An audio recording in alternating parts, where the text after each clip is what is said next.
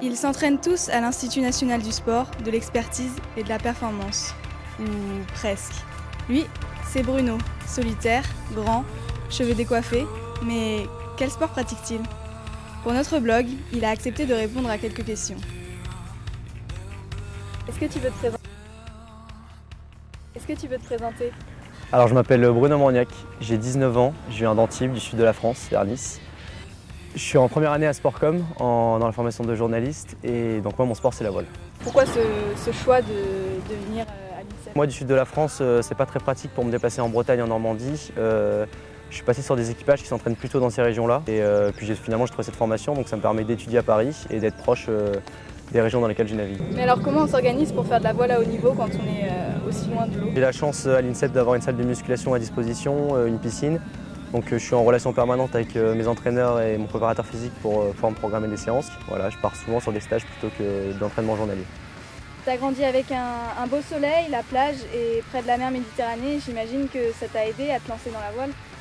Oui, c'est vrai que ça m'a aidé, surtout qu'il y a une grosse dynamique, il y a des gros clubs de voile dans ma région. Après, c'est vrai que le facteur qui m'a beaucoup aidé, c'est que mon papa est professionnel et haut niveau dans la voile. Et du coup, c'est vrai que ça m'a influencé, c'est lui qui m'a mené à ce sport-là. Et hormis l'eau, donc du coup, tu as besoin d'un bateau. Sur quoi est-ce que tu navigues? Alors moi, j'ai commencé par le dériveur et maintenant, je fais du quart de sport. Bateau assez petit, assez maniable, donc on est à peu près 4 ou 5 dessus. C'est des bateaux qui font entre 8 et 12 mètres à peu près. Et c'est quoi les meilleures qualités pour un voile? Je suis numéro 1, donc c'est la personne qui est le plus à l'avant sur le bateau.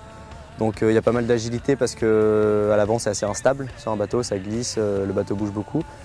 Et puis surtout de la rapidité, parce qu'il faut ranger et sortir les voiles le plus rapidement possible. Donc vous êtes à 4 sur le même bateau, est-ce que ça te fait pas peur quand tu es en plein milieu de l'océan? Le match racing en fait ce n'est pas de la course au large, donc c'est au plus près de la terre, donc on est vraiment très proche de la terre, donc après c'est sûr que c'est un sport extrême dans le sens où c'est quand même dangereux. Les bateaux vont de plus en plus vite avec la technologie, c'est un peu d'américain maintenant les bateaux volent.